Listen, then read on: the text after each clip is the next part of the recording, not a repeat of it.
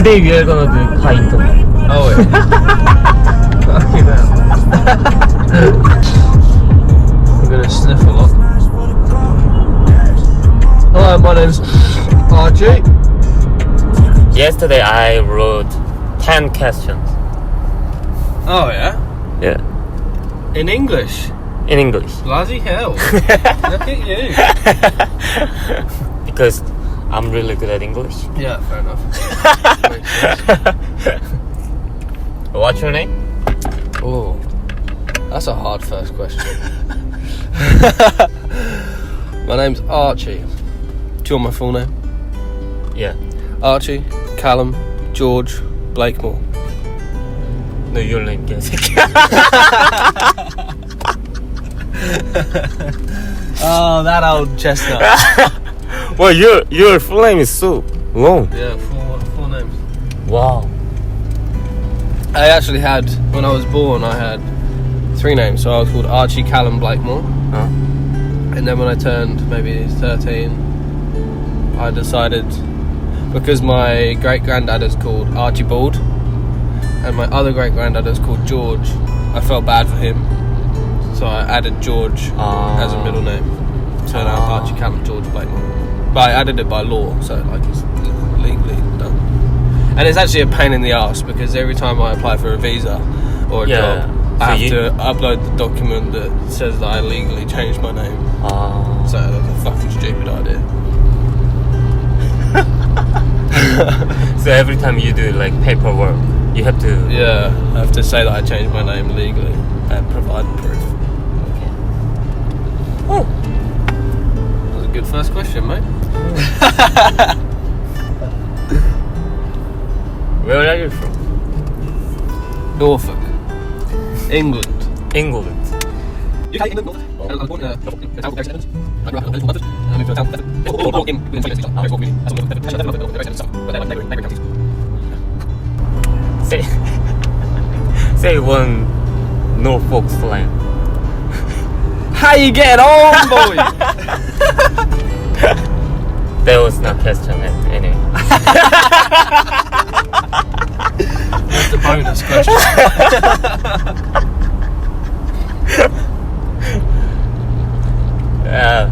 Is it common? Is it the working holiday common in UK? Like going to another country on working holiday visa? It's pretty common. It's pretty common, and it's pretty common to go to Australia, which is why they made the In-Betweeners movie about Australia, because a lot of English people going to fucking go to Australia, mate, on a working holiday visa. So when English people think about Australia, it's like In-Betweeners movie. Yeah, pretty much, yeah. Spiritual, banging all the time, dreadlocks, beautiful girls. That's pretty much it. So do you hippies? So do you think Australian girl is prettier than English? Yeah. Because, well, nah, they're actually pretty similar. But I find here they have a lot more naturally beautiful girls. Or in England, they all fucking slap on the makeup, and I don't like that. That's not my cup of tea. Same. That's a good saying. That's not my cup of tea. That's not my cup of tea. Cup of tea. Cup of tea. Yeah. Means like that's not my. Not what I like. Not my cup of tea. That's not my cup of tea. Nice one. Oh. In Korea as well, a lot of girls. Yeah. Wear makeup. Yeah. So looking really amazing. Yeah, but I prefer nature. Yeah. Yeah, and because here is hotter. Yeah. More tanned. Melting. I like that. Melting.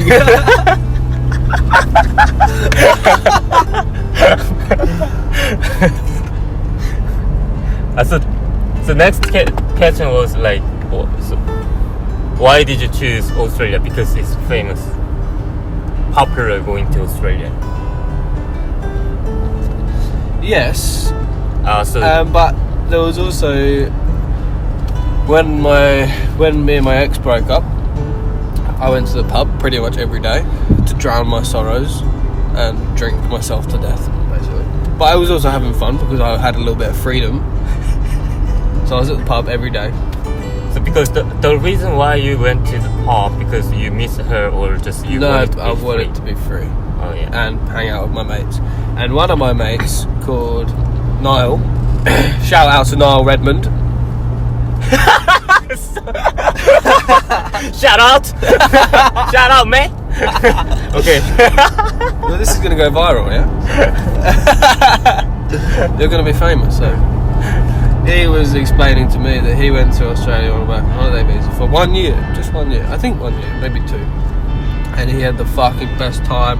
So many drugs, so many girls, so much beer, working holiday, in the hostels, tripping out on mushrooms, and all this crazy shit. And funny enough, he went to Cairns. So I was like, oh, sweet. And at this time, I knew fuck all about Australia. I was like, oh yeah, Cairns, maybe I'll check that out. I'll see what Cairns is like. And then I messaged my auntie, and she was like, oh yeah, I live in Mission Beach, 2 hours from Cairns. I was like, whoa, this place must be tiny. It's so close together, what a coincidence. So yeah, then she was like, oh yeah, just come live with us. And then I was at work in London doing delivery, and at this point I had already in my head said, okay, I'm just going to fucking go. I'm just going to go to London. I'm going to sell my motorbike, sell my van, and that gives me the £5,000 that I need in my bank account to be able to apply. And then I rang Adam while I was driving. I was like, mate, I'm going to Australia pretty fucking soon. I'm going to sell my bike, sell my van. Are you going to come with me? And he was like, fuck yeah. So he sold his car, got the money for his car, and then we both applied together. So Adam, before you said to Adam didn't think about No. He was just doing nothing. Working, going to the pub, working, smoking weed. Like the usual people do. in England. Yeah. So like van and bike, that you bought that one. I bought the van, but I also had... So my grandparents lent me the money for the van, which was £10,000, and I had paid off maybe 6,000 or 4,000. So I sold it for 9 grand and gave the rest to my grandparents. So like 5,000 to my grandparents, or however much it was, I can't remember. And then had like 3 grand left or 4 grand left for myself. And then I sold my motorbike for 4 grand. So I had a bit of money behind me now. And I owned my motorbike. So I used that money to come. And then I spent it all in 1 month in Mission Beach. Fucking hell. Yeah. What did you do? Best burger? Every day? Best burger every day. Everything. You name it. I did it. I didn't think about it. I think probably... And I wasn't even paying rent. Yeah, probably it goes the drugs. Yeah. And beer. And beer. And fags. And fats. Everything that is bad for you. So when your friend said like Australia is amazing because of fucking beautiful girls, beer, drugs, that's why you decided to come to Australia. Yeah. And you know, it's funny because when we were chilling in my house, like, because Adam would come around my house quite a lot, and we would just sit outside, have a cup of tea, have a cigarette, chill out. And we used to have this saying, and we would always talk about it, and we didn't know anything about Australia, so we were just like, okay, so we're gonna go there, we're gonna rent a house, we're gonna have a swimming pool in the back garden, we're gonna buy 2 fucking cool motorbikes, we're just gonna drive around in the motorbikes, just fucking Harley Davidson, like blah blah blah blah, like ones the big handlebars, you know, laid back ones. Just drive around with them. We're just gonna have parties in our house every night. So many beautiful girls. And then we had, because we used to do a lot of cocaine back in England, so we called that boogle. So we had a list of things that we wanted to. A list of things that we said. It was like beers, boobs, boogle, blokes. I can't remember the list, but there was loads of B words like beers, boogle, boobs. Like you can imagine them on in between and saying beers, boobs, boogle, fucking blokes. Come to Australia. Come to Australia, mate. Literally, that was what we were saying. And it was nothing like that. And we didn't even know that you had to do farm work to stay another year. We just thought you'd go there and find a job. So we had no idea about anything. When did you meet Adam? So one of my first jobs when I was still in school was a lifeguard. So I must have been like 16. So, and I went to the lifeguard training course in the local sports centre, and he started the training course at the same time. And it was funny because we didn't really know each other, but we lived in the same town. Yeah. But we both went to different schools. I went to the posh school, and he went to the state school. You know, my one you had to pay for, and his one was a public school. So mine was private. So that, like, in Thetford, there was like a big kind of a lot of war against. Really? Yeah, because they called us posh cunts because we were private school, and we called them chavvy cunts. What? Well, chav stands for council house and violence. So like, council house is like the council pays for your house. So basically, you don't work, you just fucking do nothing, and you're a bum. But not everyone was like that. Obviously, it's just a word like chav. And then we met each other. Yeah, then we met each other doing the course, and then we always got paired together. Like if you do it in pairs or like work in a team, we always did it together. And then we were literally best mates from then. And then we both got the job. Both worked as lifeguards for a couple of years. Lifeguards? Yeah. Which is also just staring at birds all day. In a bikini. Amazing. Yeah. The 16-year-old boys were like, oh, fuck. I want. Yeah, that's pretty good. Can I do in England? Yeah, but you have to do the training. You have to pay for it as well. I think you have really a lot of experience. Different things. Yeah. Because you're younger than me.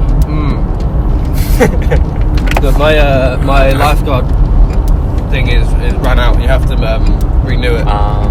So I couldn't get a job here unless I did the training again. And it's all like CPR and how to like fucking bandage people up and how to fix. Easy? Yeah. And like you didn't have to do much of that. Maybe you had to stop someone's nosebleed once. I had to jump in the pool once or twice to save a kid from drowning, and that was kind of it. Or stop staring one person. Birds, yeah. I'm staring at the titties, just little kids drowning. I don't care. I don't want to miss. It was funny, we had under lifeguard at the job, we had like loads of, because you sit really far away from each other, like you have different stations, and you have like hand signals for things. So like you have home time, break time, loads of things, and we also had there's the booby one. Check the boobs out. Well, like this is everyone understand. do you think no one understands when you do this one? Like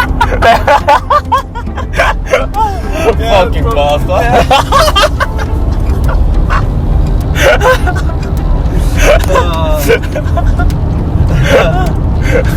Yeah, no, that probably wasn't an actual thing. We just did it anyway.